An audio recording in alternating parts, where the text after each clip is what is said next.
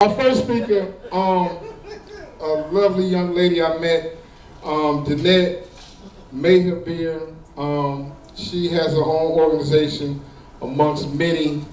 I just left her event earlier today, mother and daughter relationship. She is on fire for the community, and let's welcome Danette.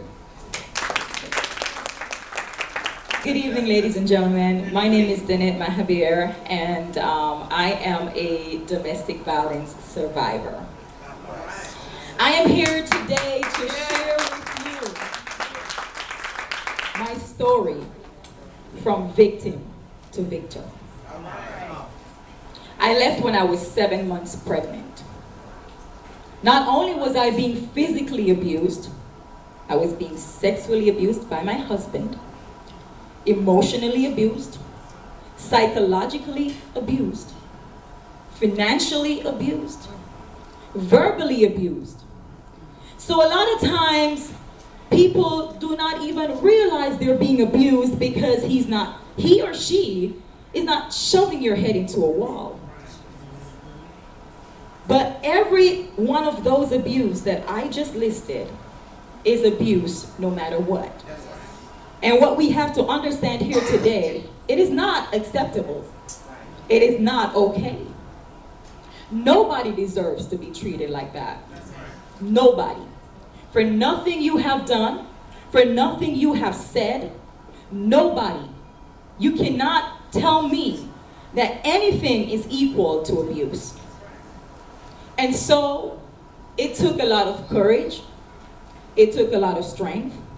It took the support of my family. It took me breaking the silence.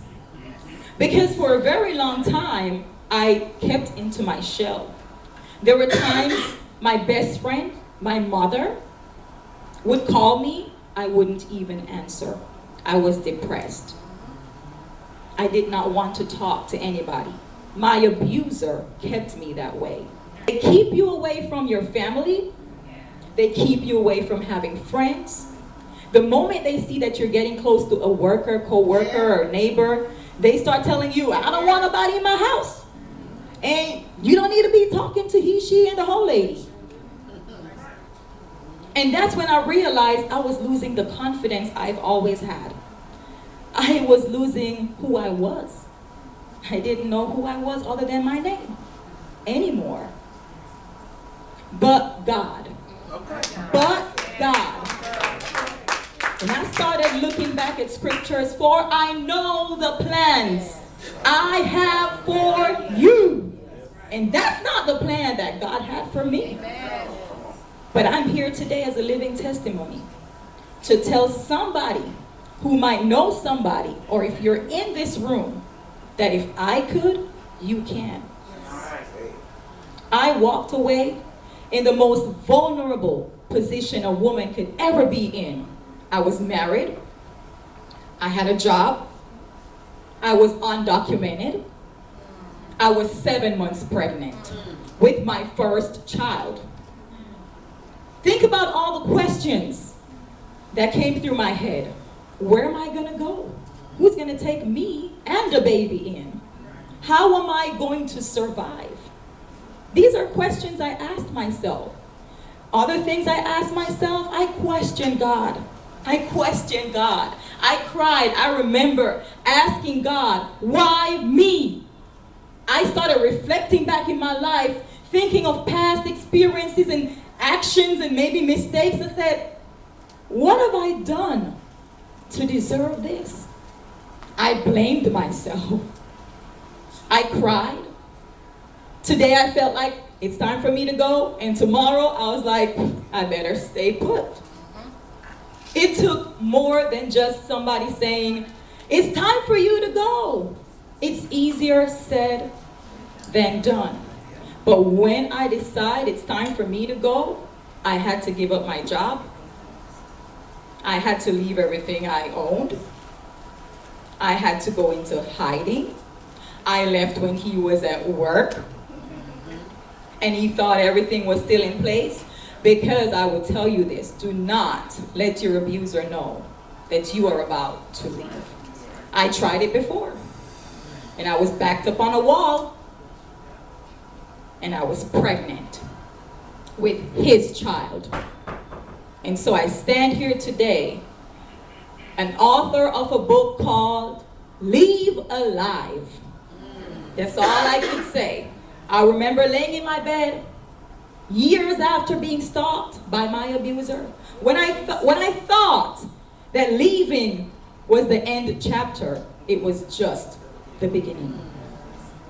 And I laid in my bed one night, and all I heard in the Holy Spirit was leave alive. And I jumped out the bed and I wrote it down, and I knew it was time for me to tell my story, to speak, and to write about it to help other victims. The subtitle of this book is Goodbye Domestic Violence. In this book, I wrote a letter to my 5-year-old daughter to tell her, I will always believe you. You are valuable, you are beautiful, you are worth it. I will always support you. I will always listen. And I'm here to tell us as well, check on your family members. Check on your friends. When something looks like it's wrong, it might just be wrong. I remember hanging up the phone when I hear the front door open, and I was talking to my mom, bloop, abruptly, under the pillow, laying like, ooh, there's nothing going on, just to make it seem like I was not connected to anybody. And I'm here today to say I am so grateful for organizations such as the Mary Parish Center. I did not benefit from this specific domestic violence advocacy center, but I had to go to domestic violence advocacy center. I had to benefit from the Safe at Home program where my address was kept confidential. I was put in the national database as missing even though I was not missing. I had to show up to the police station with my ID and my baby in a car seat to say, we are not missing. Please take us out of the national database. We are okay. We left because of this. I was told I kidnapped his baby, but I left with the baby in my tummy. And I stood on a witness stand against his attorney, who kept telling me and taunting me, you kidnapped this man's baby. I left when I was pregnant, but you kidnapped. And everybody in that courtroom was like, he apologized. I guess I should have cut the baby out and left the baby. But that same baby could have died when he strangled me, 7 months pregnant. Sat over my 7 months belly with his knuckles in my ears temple, and I could see my life flash before me.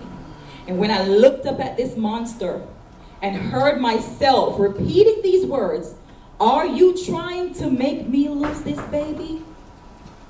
That was my wake-up call. That was my smell the coffee moment. That was my last straw, because that's exactly what was going to happen if I stayed. So no matter what I had to give up, I gave it up and I started all over. When I moved to Nashville, Tennessee, I had no car, no job, no money, nothing, just a baby. And today I stand before you as a hotel general manager, the CEO of a photography business called It's a London Photography, named after my daughter, an author of a book called Leave Alive, a motivational speaker, a domestic violence advocate. I'm a certified life coach. I am the president of my own foundation, mother-daughter relationship. I am a friend. I am a daughter. I am a mother. I'm Danette Mahabeer. Thank you so much.